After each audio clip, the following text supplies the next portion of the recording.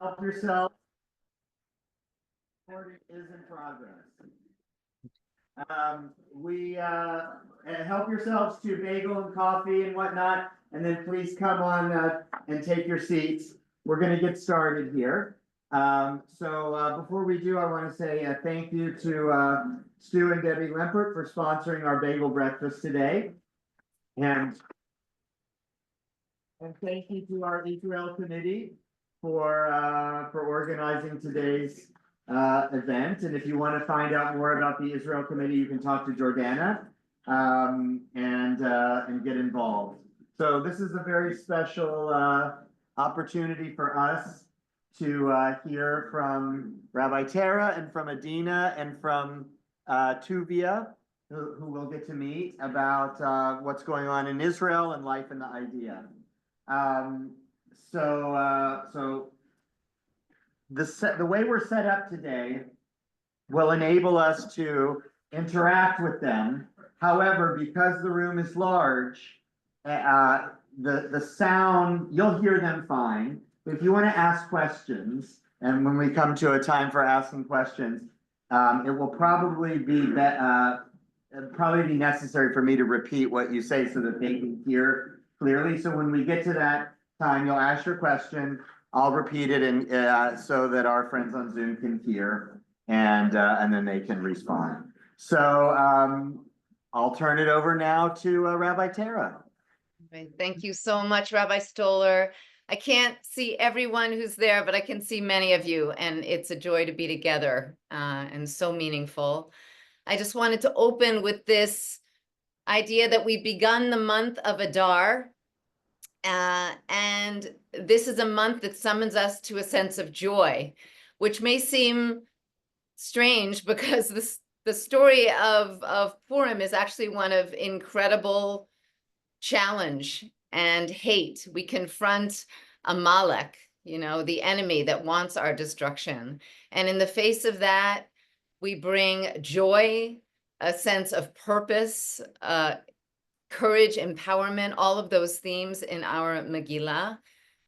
There is so much to talk about. There's a new important news item coming from Israel every time you turn around. But I think all of it has relevance to the subject at hand, which is who is it who is doing the work of defending Israel at this existential hour. And so rather than hearing from me, I'm going to first turn it over to Tovia. He'll speak first for a few minutes, maybe 10 or so, and then take questions. We are incredibly honored, Mayor and I, that Tovia is participating in one of our Gen Z Zoom learning experiences with college students from North America, also bringing Israelis and Europeans, and someone with so much vision and passion and conviction and knowledge. So thank you, Tovia, for being here, for taking a break from your studies for a few minutes. Hello, everyone. Thank you very much for this special opportunity. Just making sure, can you guys hear me well in the Beth-El? Okay, great. So I'm just going to start with a few words about myself, and then we'll reach straight to the topic. So my name is Tovia Rones.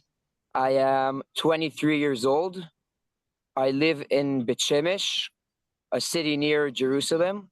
And today I'm a student in a Hesder Yeshiva. Just 2 words about the Hesder program.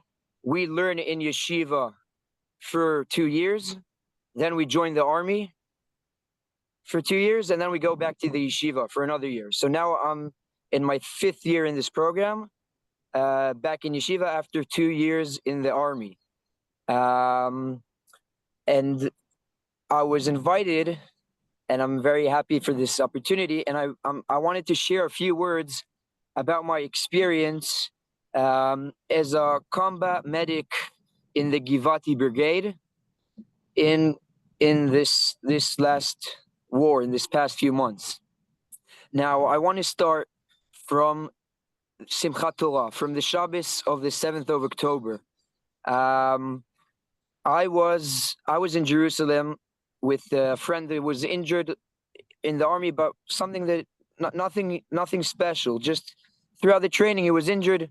We wanted to spend the holiday with him, so he won't be alone in the hospital. We were dancing with him. We were also going around the different rooms to bring some joy to the sick elderly and some kids that had to stay in the hospital for Chag. And then in the morning, when we're there, we get a phone call, and on the other side is my commander, and he's telling me a war began. Israel has been attacked. You have to come back to the base, and we're going. I know it's Shabbos. I know you're religious. Come as fast as you can. There's a war. Now, I just want to say one word about that. To be a soldier, to have the ability to hear those words, there's a war, come and be here to respond. That is something that in those moments I didn't realize how powerful those words are. But months later, sitting here to speak to you, I can say the ability to see that what's going on and not standing aside and being able and having the privilege and the opportunity to be there and to actually respond and go. And we weren't able to save lives that specific day because we were sent, like my unit, we were sent to Yehuda v'Shomron, to the settlements in Judah and Samaria, to make sure the Arabs there don't join the whole balagan that was going on. So we had to go protect the Jews living there. But the fact that we were able to respond and protect our people, our families, that was a very powerful moment, especially for me, with my family history that are all Holocaust survivors. And for me, to be there when things like this happen and to be able to respond was something very powerful. Now, the next 3 weeks, we were preparing for war. Now, it's my first war, as you can guess. We don't know. We did go through the training, but we don't know what it means to actually fight a war. And through these preparations, it wasn't only about the fighting, but it was also about the moral conflicts and the questions we will be confronting. Now, as you can guess, the fact that we had hostages taken by the Hamas made the whole situation so much more difficult, because we know why we're going in there. We know who we're going to rescue, but we know that our enemy is going to use it against us. And we had to talk between us with our commanders about all these different situations that I prefer not even bringing up, but you can imagine these really, really difficult questions. And I just wanted to mention that as the first point, that soldiers in the Jewish army, when we prepare for the war, it's not only about the professional questions and the tactics of how to enter a house, how to make sure not to go on any traps, any booby traps, but it's also moral questions that we discuss between us before we enter the field of war, before we actually go and enter Gaza. Now, the next point I wanted to mention was that night, this 27th of October, 3 weeks later, when we first entered Gaza. My commander, Eyal Shuminov, gathered us all up in the field in Mavkiim, 5 kilometers away from the border of Gaza. And he said to us, listen, guys, if till today you thought you're the representatives of your families, you're representing the Israeli country, I want you to know. And some of the guys said, no, I also feel like I'm representing the Jewish nation, the Jewish people throughout the whole world. And he said, that's right. We every time we say never again, we promise to ourselves and we promise to each other. And now we have the responsibility to make sure that promise will be fulfilled. But then he added another thing that I felt gave us a lot of power when we first, you can guess it's very scary the first time to enter Gaza. We were all very scared. But this next sentence he told us gave us a lot of strength. And he said, listen, this is a war between the good and the bad. we're going in the name of the whole world. He said to us, the whole world is waiting to hear on the news tomorrow that the IDF, the Jewish army of the Israeli country, has entered Gaza to fight against the evil, to fight against Hamas. And he told us, listen, you have to understand that you're not only fighting for these families, hostages that were taken captive, but you're fighting for the whole free world that is now in a war against extreme Islam that is trying to take us all captive in their extreme ideology. And that gave us a lot of strength. Now I want to give, in the next 4 minutes, I want to give just short stories to show how these moral values are not just something we talk about or we discuss, but things that actually happened throughout the war. The first story is 2 weeks into the war, one of the soldiers was caught by my commander, taking from one of the houses we went through, taking for himself earphones to listen to music throughout the war. And the commander said to him, listen, if you take something for your own good, it means that you don't see yourself as a representative anymore. You're looking at yourself as to your own personal good. And if you're looking for your own benefit, it shows that you're not really here for the right cause. And he sent him out. He sent him back to Israel, and he said, you can't continue fighting with us if you're not with us in the values. And throughout the war, he was all the time talking to us about we're not allowed to use anything that we find or we see. All we see belongs to people, and we might have to destroy it or we might have to do things to it, but it's not for our own benefit. It's in the name of the country. It's in the name of the war against Hamas. It's not for your own benefit. And no one was allowed to take anything for his own. And he also made sure, like a few months later, we had to go into a bank where there was a very large amount of money in cash, and we had to make sure it doesn't fall into the hands of Hamas. The money belongs to the people, and the terrorists were trying to grab their hands on this money. And you see a situation, and I'm saying, I'm not exaggerating. Hundreds of thousands of shekels in shtarot, and not even one of the soldiers packing the money and sending it to Israel to be sent back to the Palestinian bank. Not even one soldier took anything to his own pocket. And I was there. I saw everything was sent in the trucks back to Israel. Now, another short story is these situations in Gaza, there's no one of the things the Israeli army did is, so we don't hurt the civilians or people that are trying to stay away, the army made sure to send out pamphlets. Every time we entered a new neighborhood, they were sending out pamphlets, make sure to leave this area. The army is about to enter. If you stay here, you're putting yourself in danger. And I took them home. Like I have a collection at home from all the different neighborhoods we entered with these pamphlets. And that allowed us to make sure that if we know that anyone we meet, he's a terrorist, because he got a warning not to stay there. Now, it puts us in danger, because if you're telling your enemy where you're entering next, they'll be able to prepare. But the army was willing to take those risks to make sure not to harm all the civilians that are trying to avoid these situations.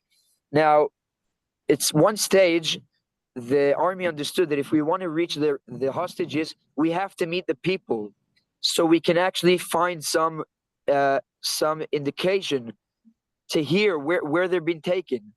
So they changed one of the tactics, and what we did is we made a machsom where they all have to pass through, and that way we also are able to avoid just going in and shooting, because we know anyone that's coming is trying to pass to the humanitarian area.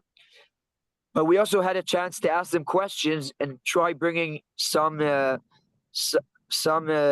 information where we can find the hostages. And throughout these special events where I got a chance to actually speak to the people of Gaza, I heard not once and not twice. I heard from them.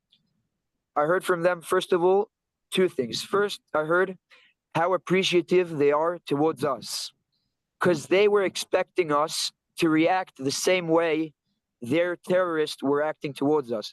And when I was telling them, men are being sent to the investigations, but women and children are straight away sent down to the humanitarian area, they were surprised. And I was telling them, we are not like you. Kids and women, elderly, are not part of this.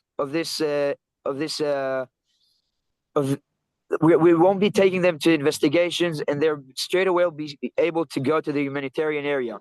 And for me to see their their faces and how they're surprised of this thing that is so simple for us, for the army, that was something that I learned a lot about. And the second thing is that I saw, and this you can also see on the media, but there's groups in Gaza that are thanking the Israeli army for rescuing them from Hamas, because Hamas was not only evil towards us, but it was evil towards their own people, the people in Gaza that were the opposition, I would say, the people that weren't happy with their actions are also being persecuted and being tortured by the Hamas terrorists. And the situation in Gaza is so complicated. And I know you guys, the Jewish community around the world, especially in America, are being challenged for the things we are doing here in Israel. But I want you guys to be sure and to know that the Israeli army, the Jewish army, your representatives here in this war, we are doing so many different precautions and different actions to make sure we keep this high standard of the moral army as Jewish people. And I think that sometimes through the media, things don't come through.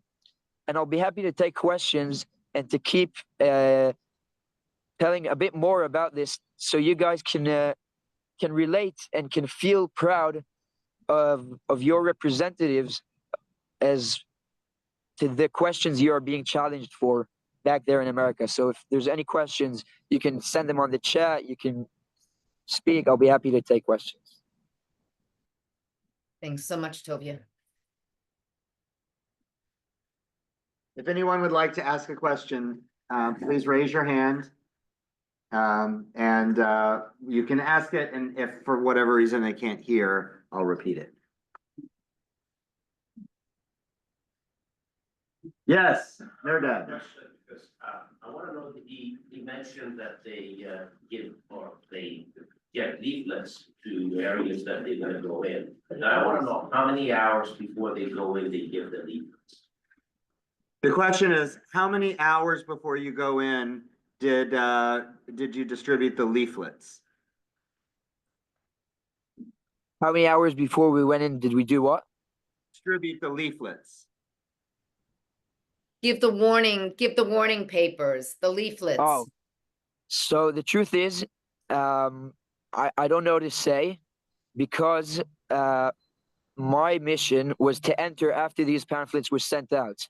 But I know they were early enough to allow these people to leave, because throughout the first 3 or 4 months, I didn't see anyone. Like we went through Gaza, like the city, from house to house, from building to building, and we met no family, no, not even one kid or adult.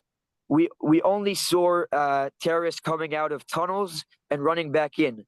It was actually very confusing for us, because you think you're going to a battlefield, you think there's going to be shooting all the time, but they were hiding all the time. So we were going through this empty city with nothing really going on. You see animals sometimes on the streets, like cats or donkeys, but we didn't see many people. And that's what makes me say, I don't know the time before they did it, but I know it was enough to allow them to run away to the humanitarian area, because we didn't meet them. They weren't there to Yes. Any other question?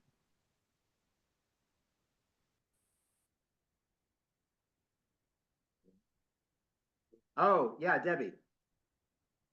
When they drop the leaflet, doesn't everybody go? Doesn't the enemy go too? Or do they go to another town? So you constantly pushing them back, or is it? I mean, they're not just sticking around, okay, all the people, the citizens go and Hamas sticks around and waits for them? I mean, how does that work? The question is, when the IDF drops the warning papers before it goes in, does the, the residents leave, but do the enemy, the terrorists, do they also leave, or do they stick around and wait for the IDF to come? So, as I mentioned before, one of the problems is that these pamphlets allow them to prepare towards us. They know exactly like where we're entering next.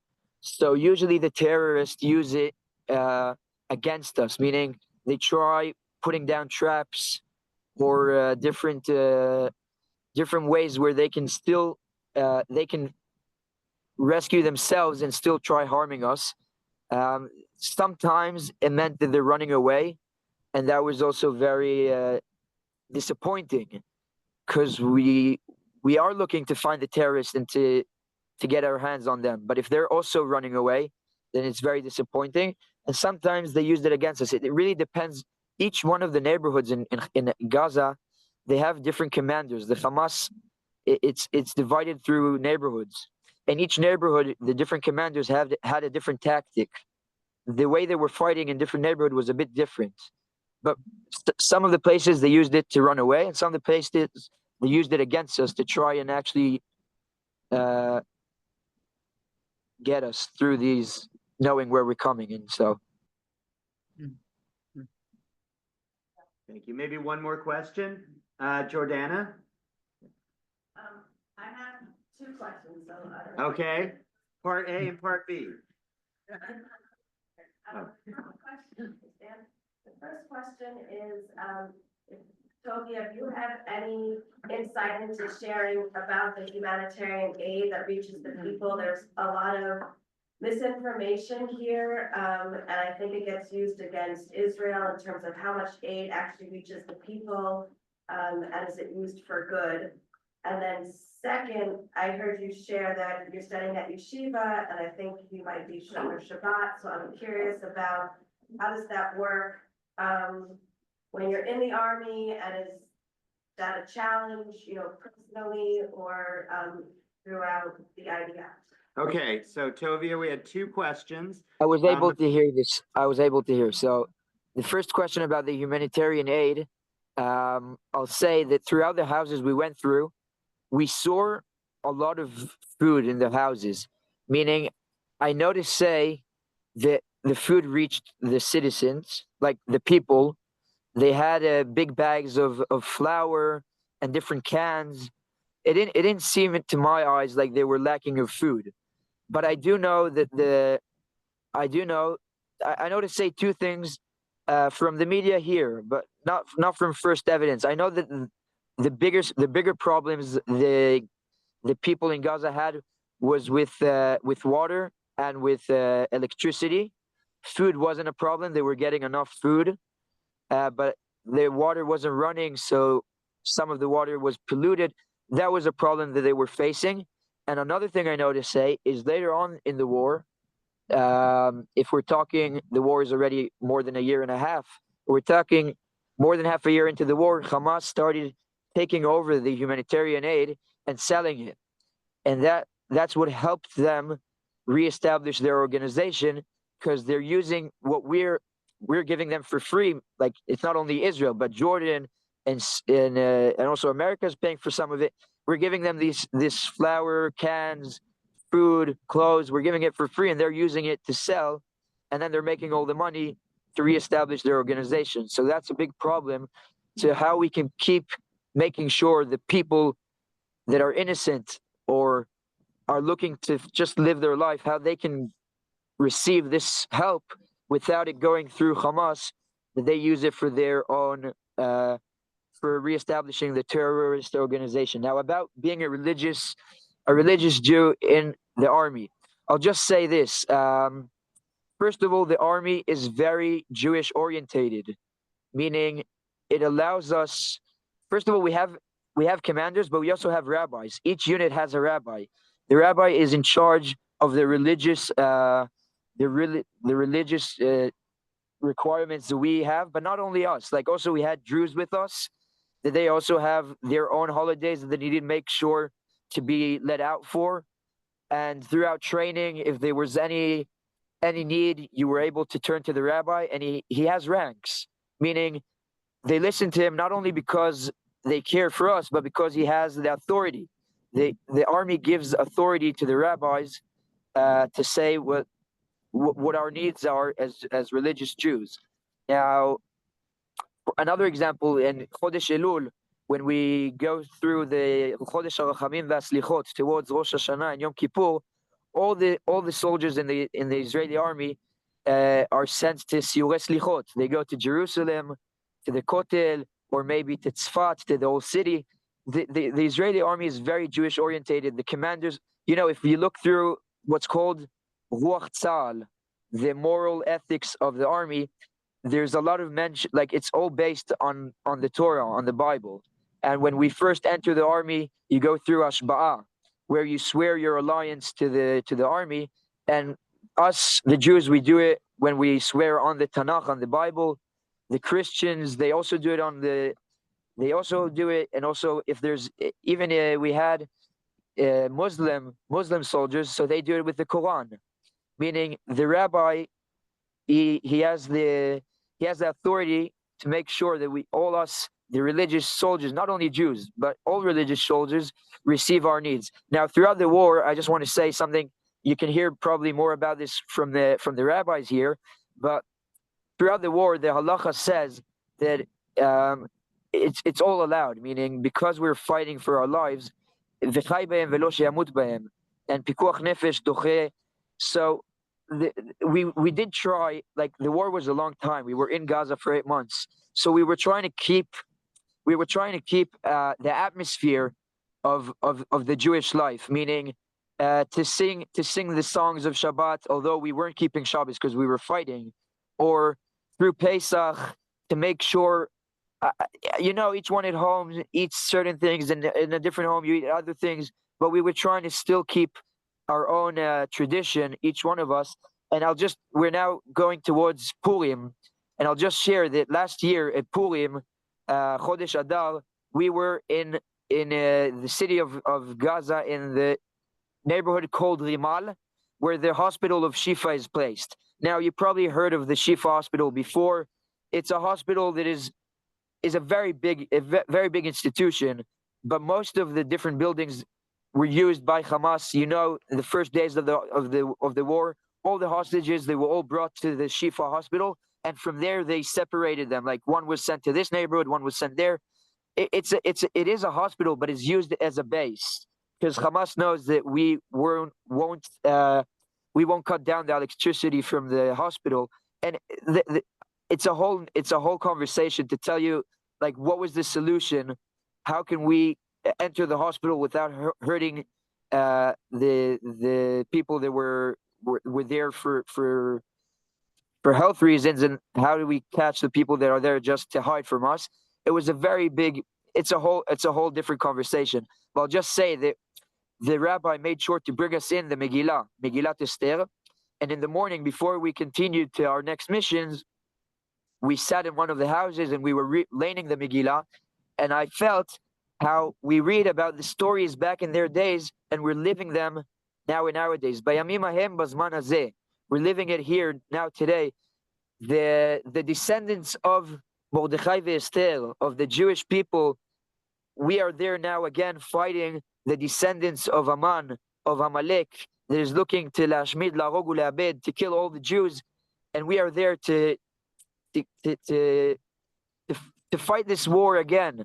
Throughout history, Jews are being challenged time after time, and I had the privilege in our generation, with many of my friends, to stand and fight against these Amalekim that are looking to kill us Jews just because we're Jewish. And I feel like the fact that I'm religious, the fact that I have the Torah, I have this tradition of thousands of years uh, leading my way, wasn't something that brought challenges, but I would say it gave us much more koach, much more power and strength to continue. And we knew exactly what we were fighting for. And sometimes we had questions, so we had to turn to the rabbi, like what to do.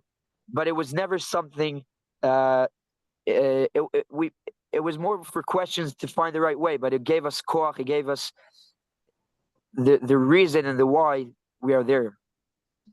I think I reached the limit of time. There's never enough time, Tovia. Thank you so much. You're of course Thank you for welcome the to stay on, opportunity. or if you need to go, we understand. Really incredibly powerful to hear from you. Thank you. I'll be happy to stay to listen to Adina, but if anyone else, I'll be happy if you can send them, if you want to send them my email or my phone number, I'll Okay, be happy to thank take you. questions personally and try and answering. Toda rabba for listening and thank you. Toda. Okay, Adina. So, I don't think you need an introduction. Make sure we can hear your voice. Okay. Hi guys. I want to do a little opening that it might be slightly embarrassing. It's gonna be kind of hard for me to talk about this in English. I just always talk about it in Hebrew.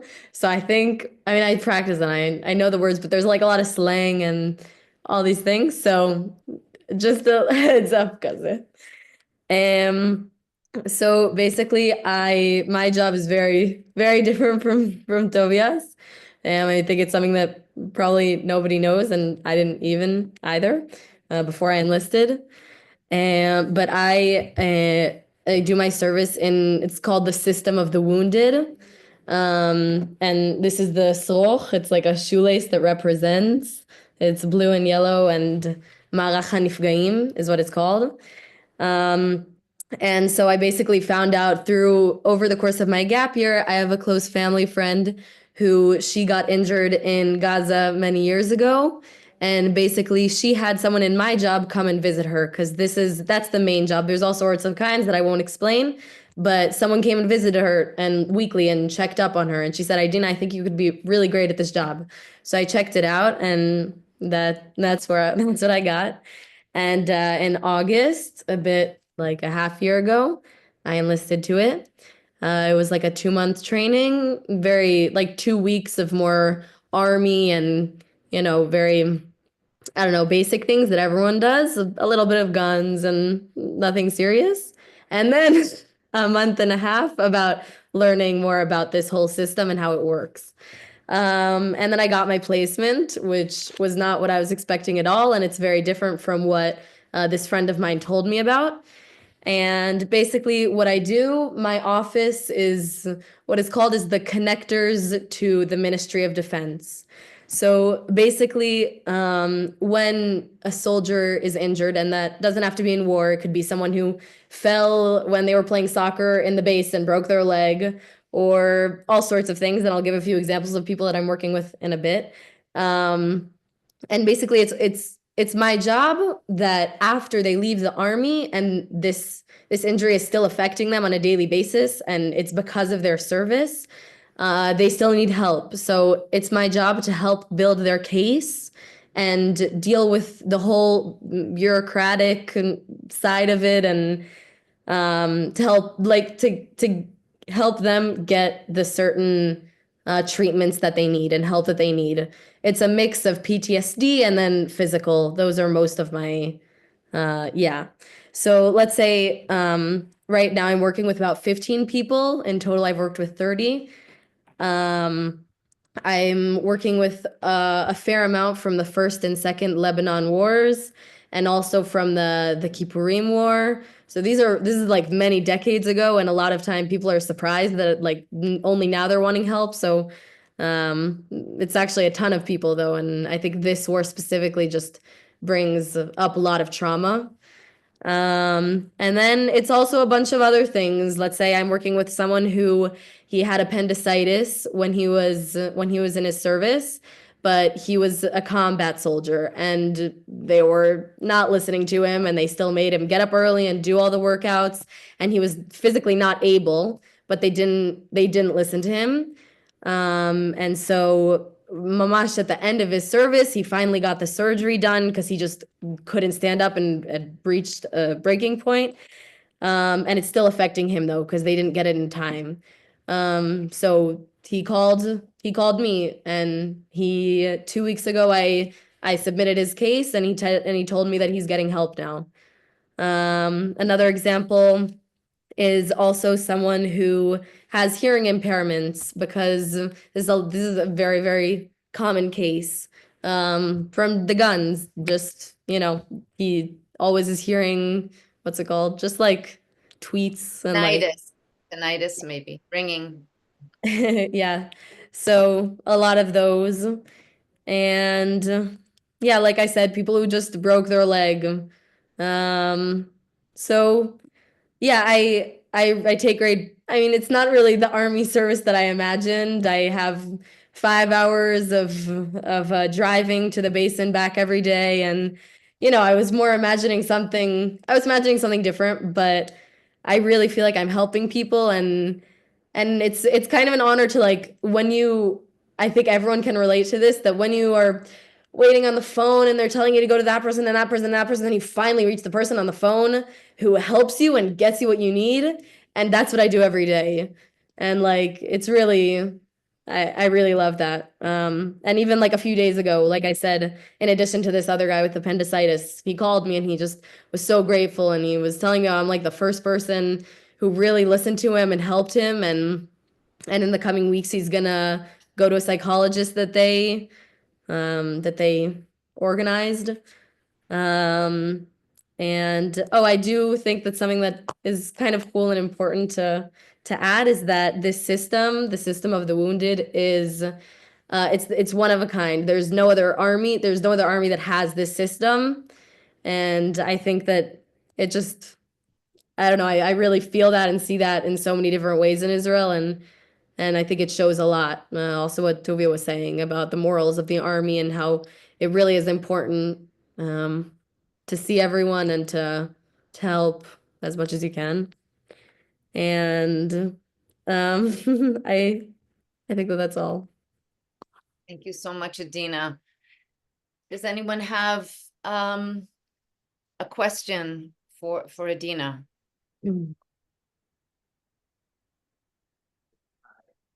Just a question for you, and I'm really asking this for people that I kind of know. If they've had PTSD, the thing that often scares them is if they enroll in any of the Israeli army military things, they take away their guns, which for people with PTSD, they find very scary. Do they still do that, or how do you deal with that? Do the PTSD people who don't want to come forward because they've heard the Israeli army will take away their guns and they're scared to not have their guns with them? Have you come across that and they change? Were you, What? could you hear the question? Yeah, I heard the question, I think, well enough. I mean, this is a question that is asked. I mean, these are also just like I haven't come across any of specifically the people that I'm working with that problem or with that worry. I do know in other cases I have heard people in my office who have talked about that, and the Ministry of Justice, they keep this whole process mamash discreet. And they don't tell the army, they don't tell anyone. So unless they think he would be a danger to anyone else, they wouldn't take the gun away. That's what I know.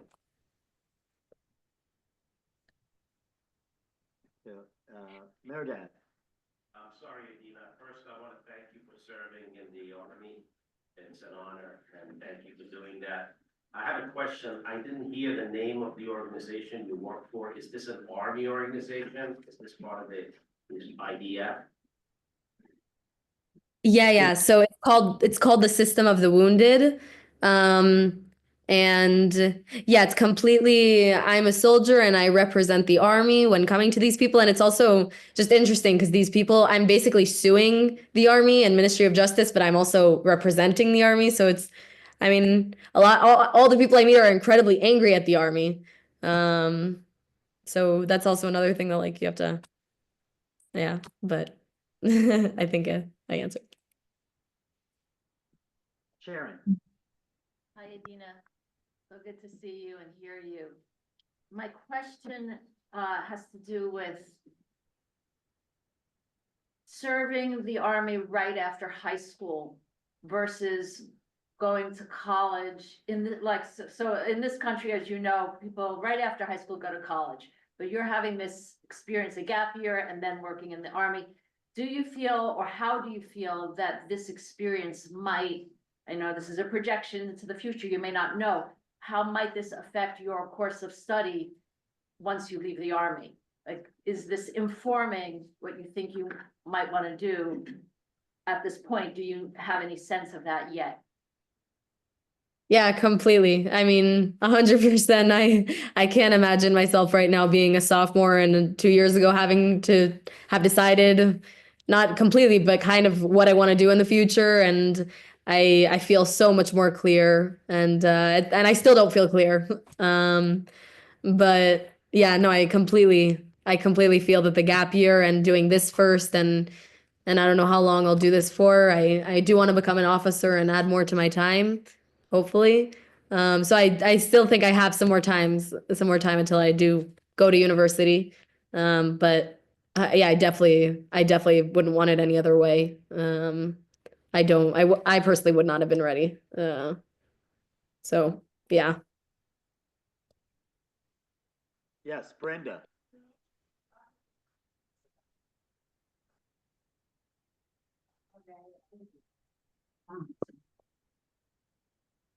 Okay, the question, could you hear? I did not hear. The question was, you mentioned you get complaints about the Army. What are they angry about? I mean, it differs. Let's say in the Lebanon and Kippurim war, I mean, the army kind of completely took away their lives. They can't walk around and not be nervous and be like, it's this constant. I can't explain it completely. I think whatever PTSD is something that is completely you can understand. So I think in that way, the army just took away their lives. If that's with relationships, with their family, or with partners, if it's with their job, that they can't hold a steady job, if it's that the fact that they can't sleep, and it just affects everything. And then in other ways, let's say people who with the appendicitis, or someone that I just came back from a meeting and fell on his hand and had to deal with that the whole service, even though there was a really bad problem in his wrist that wasn't dealt with, and it's still affecting them and with their job. So yeah, I mean, it's the army's fault, and that it happened and that it wasn't dealt with, and just because there's kind of a saying, I don't know exactly how to say it, that once you become a soldier, אתה רכוש צה"ל, like you're the property of the army, and like you're not. So sometimes it does feel that way, like it's not the most, yeah. There's worse cases, obviously. Yes, Dorothy. Hi, Adina. I didn't recognize you all grown up. What? I've been hearing a lot about the reservists being called up over and over again and how disruptive that's been to their lives. Have you encountered that in your experience? I mean, definitely a lot of the people I work with are either still in their service or they've been affected greatly to the place where they can't like physically or emotionally go back. So it's not really people that I have, very close conversations with. But that is definitely something that I've heard of many times. But I do think that also people who go to Miluim, like there's a different motivation for it because you're just in a different place in your life and it feels like I don't know. I think it feels different. It's just a whole different story where it's not because you're in your regular service, like I don't know. I don't know exactly how to explain it. But that's what Voluntary, you're going above and beyond, even if you are being So. called. I will talk a little bit about it if we have time. It's an excellent question, Dorothy. The cumulative exhaustion of a very long war is taking its toll on every realm of society, for sure. Maybe one more question for Adina, if there is. No pressure.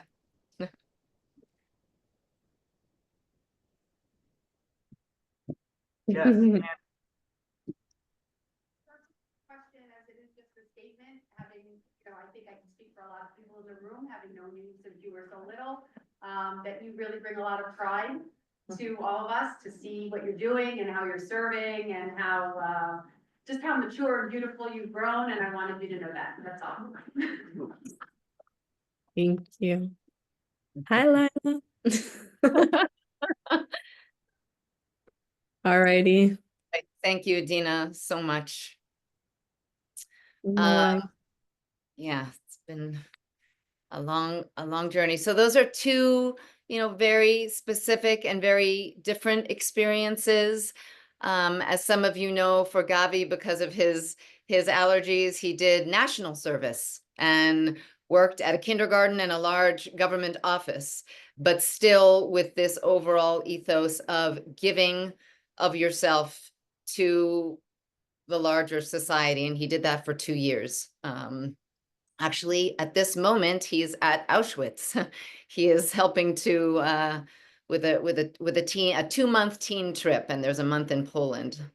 So anyway, but just to show you some of the massive variety that encapsulates IDF service. So I wanted to touch on the issue of the draft of the Haredim, of the ultra-Orthodox. And question, can you see the screen? If I was to put some slides, I know it's a big room, can people kind of see the slides? And I'll say out loud, if you can't read it, I'll at least I'll talk you through it. So yeah, as Tovia said, it's just, we are living in biblical times, and as we read the book of Esther, it just pops off the page, as does almost everything. So it's hard to make out what this is, but whatever, I'm a softie. I go and as I'm walking Sammy, I give the neighborhood dog some treats. So you can't quite make her out there. I was giving her a little treat in the back. I look and I see, what's that next to the door? And it's our neighbor's boots. And that's how I know he's back from Gaza. This is a young man from a Christian family. I think he's 21. He has been in and out of Gaza for 500 plus days. He's trying to get a degree, and there's just something about the muddy boots. And I know how much sleep his parents don't get when those boots aren't there. And so just a very symbolic image of how it's everywhere. This is just a poster 1 street down from where we live. It says, your brothers are going out to war, and you're sitting here, you're sitting at home. So that is a statement, I believe, related to this growing sentiment. I mean, Israelis are divided about many things, but I would say that this, perhaps a gift of this war, I would say, is that there is a sentiment that this growing imbalance of the amazing load that those who are serving this country are taking on without the ultra-Orthodox participating is beginning to feel very untenable. Here's obviously AI generated image, but I think it speaks volumes to the feeling.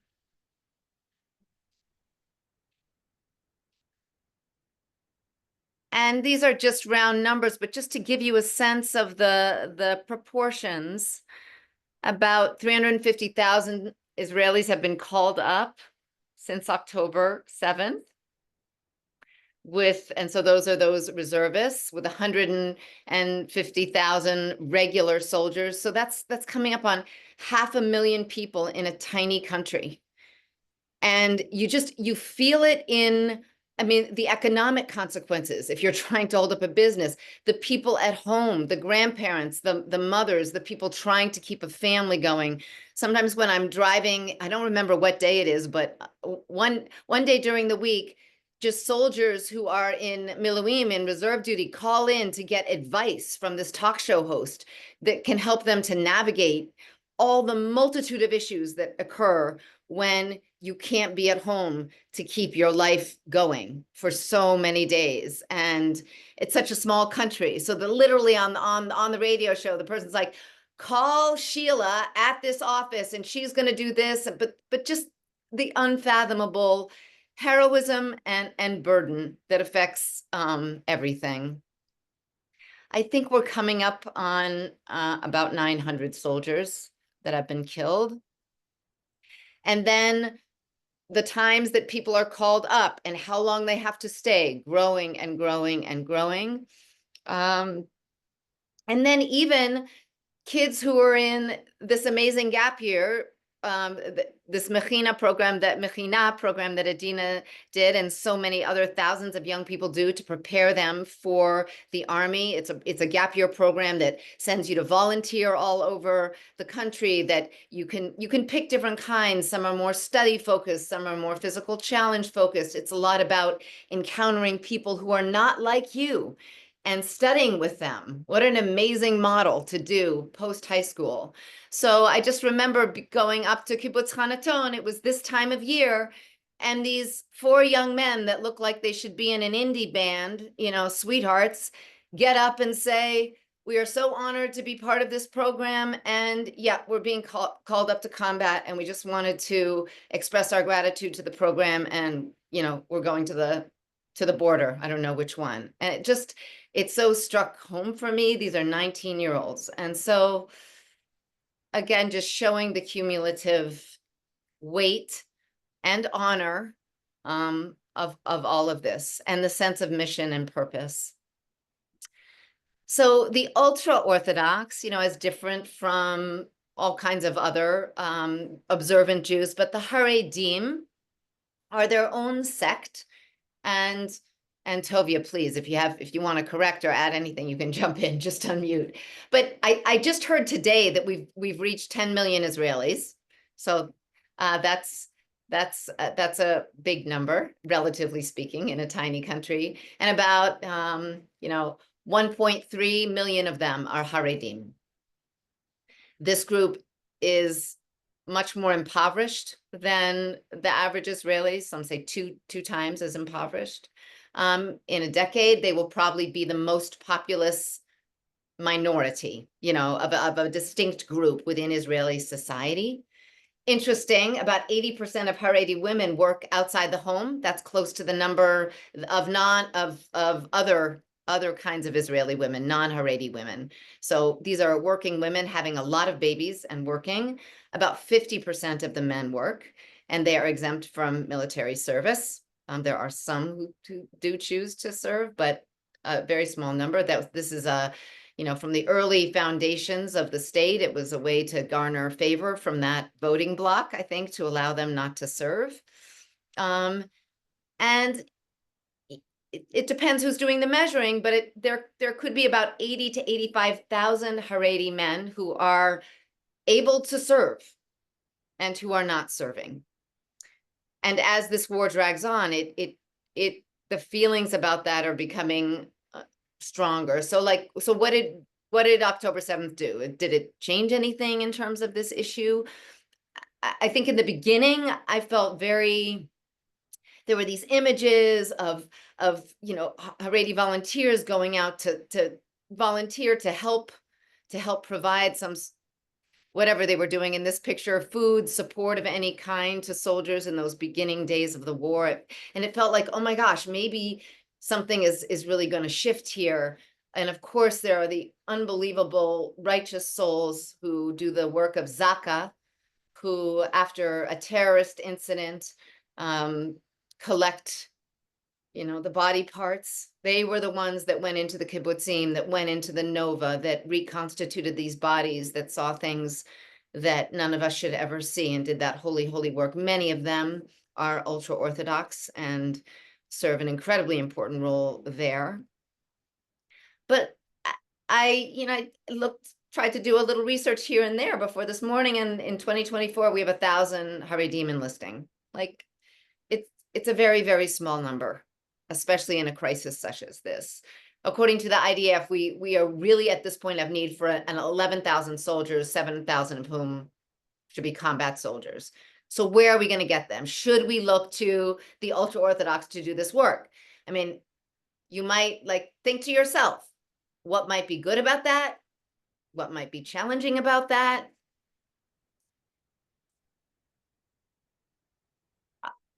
According to one article I read, about 40% at present are really not draftable. Like, these are people who live in an entirely Yiddish bubble. They don't have education in a way that we would understand it, English, math, so many basic things.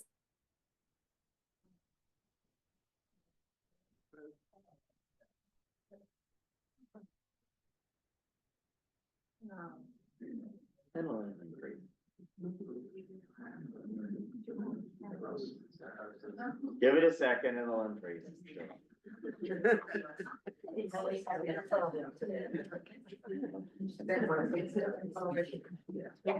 Commercial break. Yeah, we pause for a commercial break.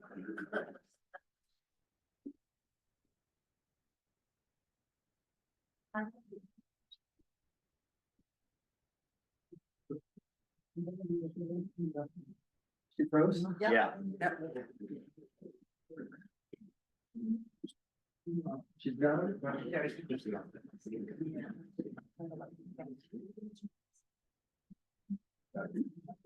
So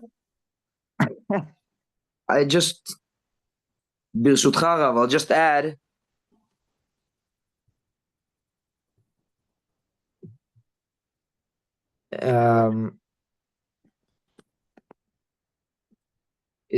I'll just add from my point of view that this conflict with the Haredim, the question about them joining the army, what makes it so hard for parts of the society here in Israel is that they say in the name of the Torah, they're trying to say in the name of the Torah that they're not supposed to join the army.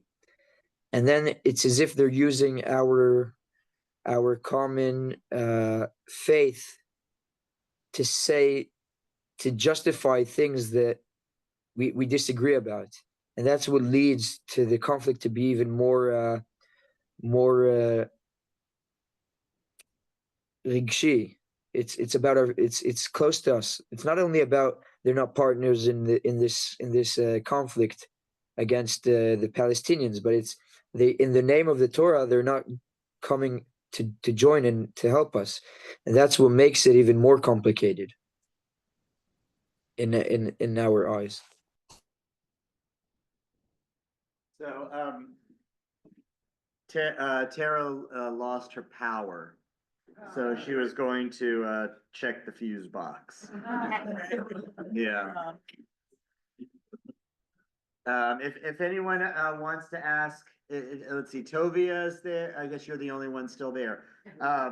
If anyone wants to ask a question, we have a question from Frank. Go ahead, Frank. How is it determined who is Haredi and who is Orthodox as you are? How does the government determine who could be exempt? Can you repeat the question? I couldn't hear. He said, how does the government determine who is Haredi and therefore exempt, and how is that defined? There's specific institutions that if you learn in those yeshivas or you went to those schools, you're recognized by the authorities as Haredi, and then you're not being called up. Still, there's a lot of people that have been to these schools and still decide to join, but the rule, like the law, says that if you learn in these schools, you don't have to come to the. Here, I see Tara's back. This is so dramatic. I'm coming to you in the dark. The whole building went out of power. Tovia, were you in the middle of a thought? Okay. I see that we're kind of getting to the end of our time. Can someone enable me to share screen, and I'll just share just a few more.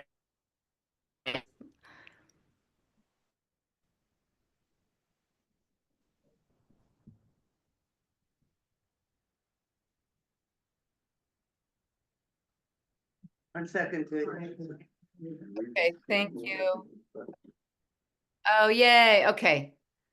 Okay, this is just a few more, just to give you a taste. This is obviously a very, very complex issue, but it's a big deal that in June, Israel's High Court said that this idea that the ultra-Orthodox are exempt it no longer has a legal framework. Like now, we need to move forward. And so 3,000 enlistment orders were sent out from July to October of 2024. And 400 Haredim presented themselves at the IDF recruitment office.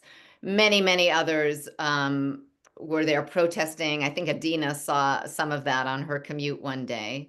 So things are building to a bit of a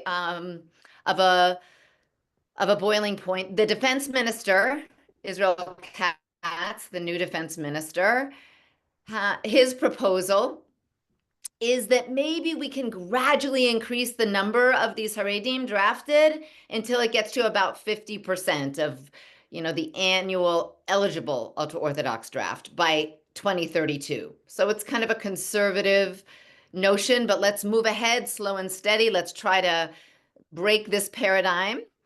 Not everyone agrees with that. Some say, we need to immediately enlist 4,800 of them. That's what the Defense Committee Chairman Edelstein says. And so, listen, we're in this place of trying to do it that is sustainable. There needs to be a budget balanced by the end of March. And if the budget is not balanced, the present coalition government falls. And so you can imagine that those who have political interests in this issue of the draft of the Haredim are doing quite a bit to say, okay, I'm going to vote for this budget or not vote for this budget. So keep your eye on this ball because I think it is really boiling to a head. Just want to close down with some Torah ideas. So we do have this notion that it is a holy thing to devote yourself solely to study. And I think especially in a post-Holocaust world where the amount of Torah learning that was destroyed and lost, we had a lot of making up to do. I think there are some who say, listen, we've actually now reached the point of we have enough Torah scholars to maybe balance off that unthinkable loss. But to draw on a story that perhaps some of you Torah study regulars are familiar with, we hear of Shimon Bar Yochai, who is the mystic from whom the Zohar comes. Everyone goes to his grave on Mount Meron. He's an incredibly powerful force who had to go into hiding because he was criticizing the Roman emperor. And for 12 years, he was in a cave, eating carob, drinking spring water, and clothing himself in dirt with his sons. He subsisted on Torah. And then when he came out, he lit the world on fire because he couldn't connect with the normal world as it was. And he was told, you have to go back in for another 12 months. So, and 12 months later, he came out and he found a way to integrate this deep study of Torah that was disconnected from the world with the actual reality of what the world is and what the world needs. And I think that's a place where we are now. This is probably too small for those of you who are not sitting close to the screen, but if you can just picture the Shema and the V'ahavta in your Siddur, and there's, we get to that last verse in the V'ahavta, Uvisharecha, and then we usually go on, Leman Tiskeru, but there's an optional paragraph there that you can include if you want, that's the traditional paragraph that comes right after that first paragraph of the V'ahavta that says, V'haya im Shemoa, if you really listen to all these commandments, you're going to get rain and it's season, you're going to have enough to eat. V'asafta deganecha, you're going to gather in your new grain and your wine and your oil. And this is the kind of foundational text that's used to say, great, V'ahavta, love the words of God, speak about them when you're walking on the way, when you lie down, when you rise up, teach them to your kids, and remember, you also have to schlep your grain and your wine and your oil. There has to be a way to integrate this. And if we think about Tovia and his Hester program, that is certainly doing that. So I want to honor the hour time frame. I feel like we could do this. I could go on for a full hour, but or a full another hour. But there's a song that is. These aren't all the lyrics, but it's a beautiful song that's become quite popular. It's called Giborei Al, which is like superheroes. And just, I'll read you a few of the verses and then I'll play it for you. And it's, the singer is just basically going through all these normal professions, the toy store owner, the teacher, the bus driver, and all of these people are taking on military positions. So the Bible teacher serves in Givati, the language teacher in intelligence. The neighbor upstairs works in construction, but he's already been on the reserves for a month. And it goes on and on. And then the chorus is, it's true, everyone looks ordinary, but we're a nation of superheroes. Each of us there is always a soldier hidden, ready to save the world. I think I would maybe take out the word there. Each of us is always ready to save the world. So actually, I'm going to stop sharing for a minute and do it with sound. You can hear this, hopefully. And I think it's a beautiful note to end on in terms of the huge range of ways to be heroes. And I actually feel like all of us are on the front lines now. And whether we're in North America or in Israel, and this is a time when we can all step up in our own ways. So here goes.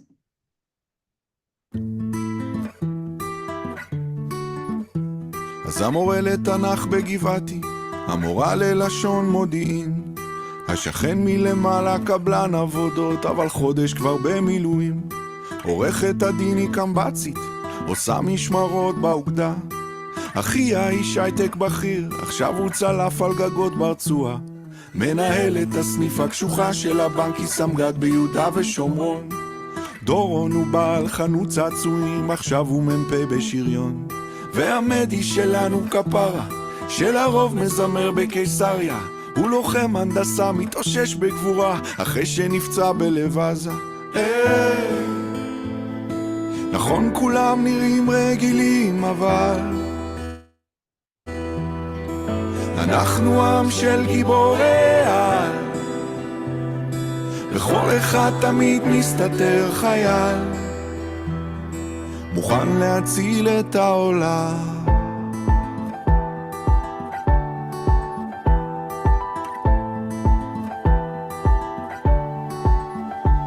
יש את הנהג אוטובוס של דן, זה שתמיד עומד בזמן. הוא עכשיו מפקד סוללת תותחנים בדרום, ליד נרעם.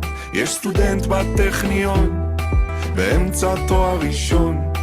הוא סרן במיל בעוצבת הגליל, כבר חודש בגבול הצפון. יש פה דוגמנית פרמדיקית, יש פה חשמלאי שהוא מגיסט.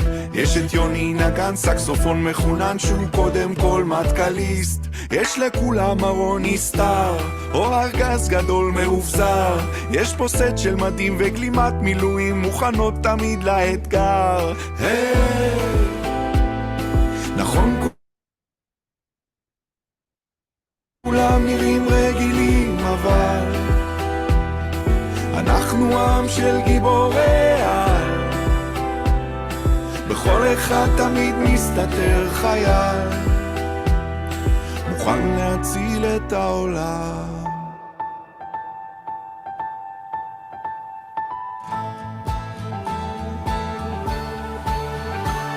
וזה לא משנה אם באמצע חיים או באמצע משחק כדורגל, כולם יעזבו את הכל בשנייה אם יקרא להם הדגל. פה זה לא יקום מקביל, לא מציאות של מרוול. זה הסיפור שלנו, עם ישראל. זה הסיפור שלנו. נכון כולם נראים רגילים, אבל אנחנו עם של גיבורי על. לכל אחד תמיד מסתתר חייל, מוכן להציל את העולם.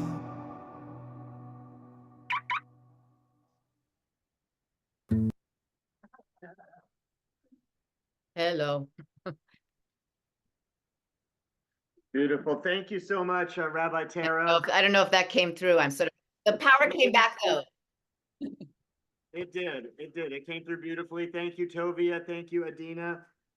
David, come on up. Okay. I want to say thank you also to the Lemperts for sponsoring our breakfast. Thank you to our Israel committee for organizing this wonderful event. We will have our next session with Rabbi Tara and Rabbi Meir on Sunday, April 6th. So watch for information about that. And I also want to invite David to share an announcement about something our congregation is working on in relation to Israel. Please, I know you all want to go, but give us 2 minutes. The World Zionist Organization, which Herzl formed in the 1890s, every 5 years they have an election. There's an election coming up this year. Voting starts March 10th.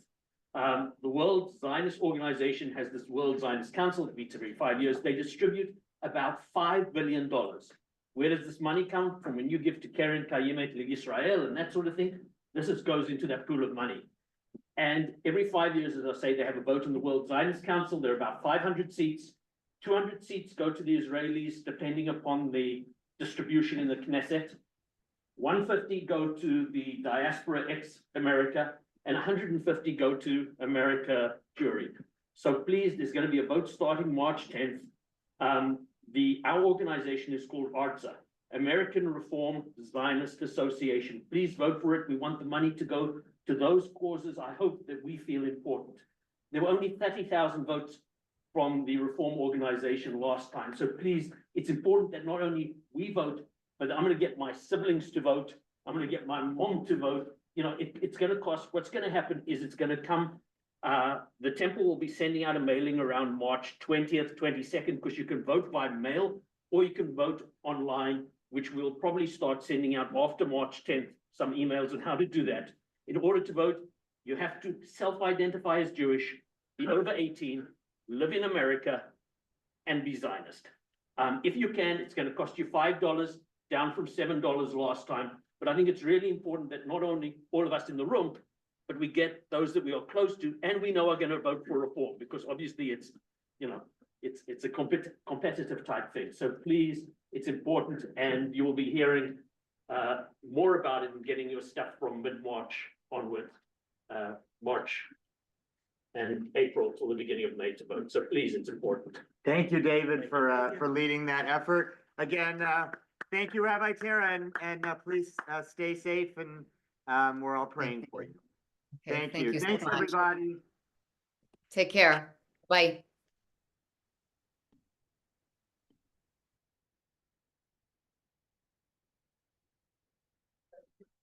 And 2 other things about the Israel committee, we still have a few more tickets left for the hockey game on March 23rd. It's the Tel Aviv versus the Beth-El ice hockey, believe it or not, Israel has fantastic hockey.